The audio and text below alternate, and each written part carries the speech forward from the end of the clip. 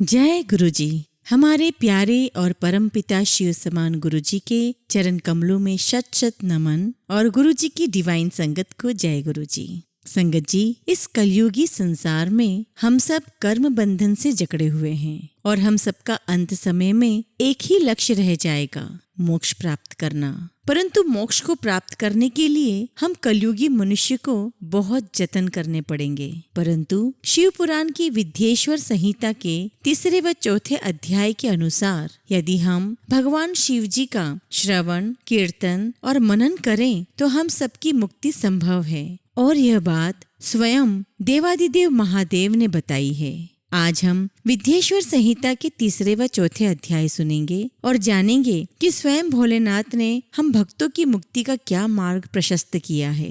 हम अध्याय शुरू करें उसके पहले भोलेनाथ का ध्यान कर हम मंत्र जाप करेंगे। ओम नमः शिवाय, शिव जी सदा सहाय। ओम नमः शिवाय, गुरु जी सदा सहाय। 3 अध्याय, श्रवण, कीर्तन और मनन साधनों की श्रेष्ठता। व्यास जी कहते हैं, सूत जी के वचनों को सुनकर सभी महर्षि बोले, भगवान आप वेद तुल्य, अद्भुत और पुण्यमय शिव पुराण की कथा सुनाइए। सूत जी ने कहा, हे महर्षिगण, आप कल्याणमय भगवान शिव का स्मरण करके वेद के सार से प्रकट शिव पुराण की अमृत कथा सुनिए। शिव पुराण में भक्ति, ज्ञान और वैराग्य का गान किया गया है।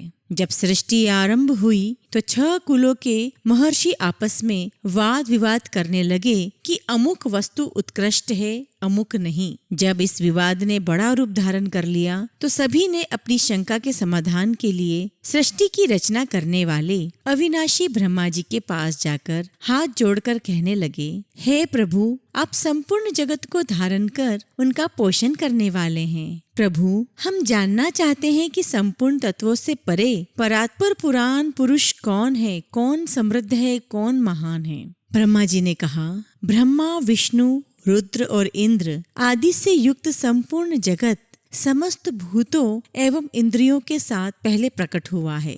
वे देव महादेव ही सर्वज्ञ और संपूर्ण हैं। भक्ति से ही इनका साक्षात्कार होता है, दूसरे किसी उपाय से इनका दर्शन नहीं होता। भगवान शिव में अटूट भक्ति मनुष्य को संसार बंधन से मुक्ति दिलाती है।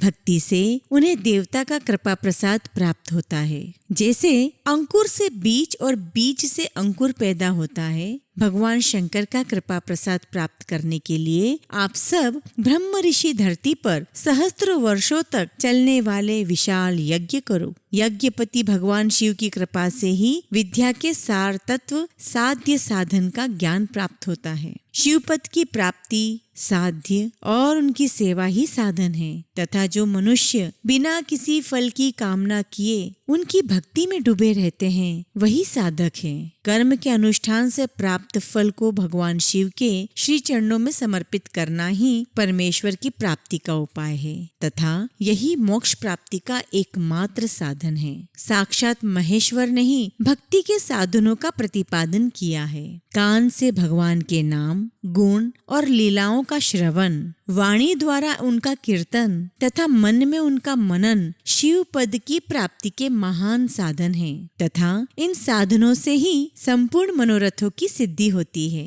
जिस वस्तु को हम प्रत्यक्ष अपनी आंखों के सामने देख सकते हैं उसकी तरफ आकर्षण स्वाभाविक है, परंतु जिस वस्तु को प्रत्यक्ष रूप से देखा नहीं जा सकता उसे केवल सुनकर और समझकर ही उसकी प्राप्ति के लिए प्रयत्न किया जाता है। अतः श्रवण पहला साधन है। श्रवण द्वारा ही गुरु मुख से तत्व को सुनकर श्रेष्ठ बुद्धि वाला विद्वान अन्य साधन अर्थात कीर्तन और मनन की शक्ति व सिद्धि प्राप्त करने का यत्न करता है। मनन के बाद इस साधन की साधना करते रहने से धीरे धीरे भगवान शिव का संयोग प्राप्त होता है और लौकिक आनंद की प्राप्ति होती है। भगवान शिव की पूजा, उनके नामों का जाप और उनके रूप, गुण, विलास के हृदय में निरंतर चिंतन को ही मनन कहा जाता है। महेश्वर की कृपा दृष्टि से उपलब्ध इस साधन को ही प्रमुख साधन कहा जाता है। 4 अध्याय, सनत कुमार व्यास संवाद।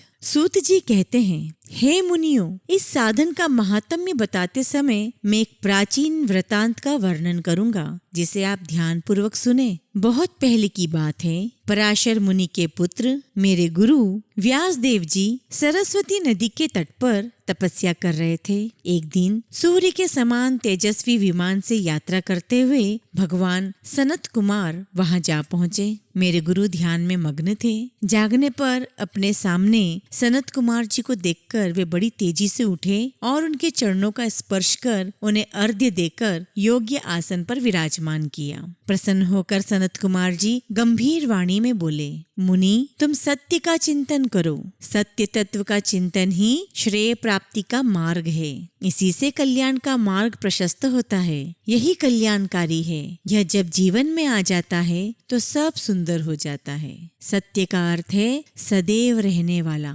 इस काल का कोई प्रभाव नहीं पड़ता। यह सदा एक समान रहता है। सनत कुमार जी ने महर्षि व्यास को आगे समझाते हुए कहा, महर्षि, सत्य पदार्थ भगवान शिव ही है। भगवान शंकर का श्रवण, कीर्तन और मनन ही उन्हें प्राप्त करने के सर्वश्रेष्ठ साधन हैं। पूर्व काल में मैं दूसरे अनेक साधनों के भ्रम में पड़ा घूमता हुआ तपस्या करने मंदराचल पर जा पहुंचा। कुछ समय बाद महेश्वर शिव की आज्ञा से सबके साक्षी तथा शिव गणों के स्वामी नंदिकेश्वर वहां आए और स्नेह पूर्वक मुक्ति का साधन बताते हुए बोले, भगवान शंकर का श्रवण, कीर्तन और मनन ही मुक्ति का स्रोत है। ये बात मुझे स्वयं देवादिदेव भगवान शिव ने बताई है। अतः तुम इन्हीं साधनों का अनुष्ठान करो। व्यास जी से ऐसा कहकर अनुगामियों सहित सनत कुमार ब्रह्मधाम को चले गए। इस प्रकार इस उत्तम वृतांत का संक्षेप में मैंने वर्णन किया है।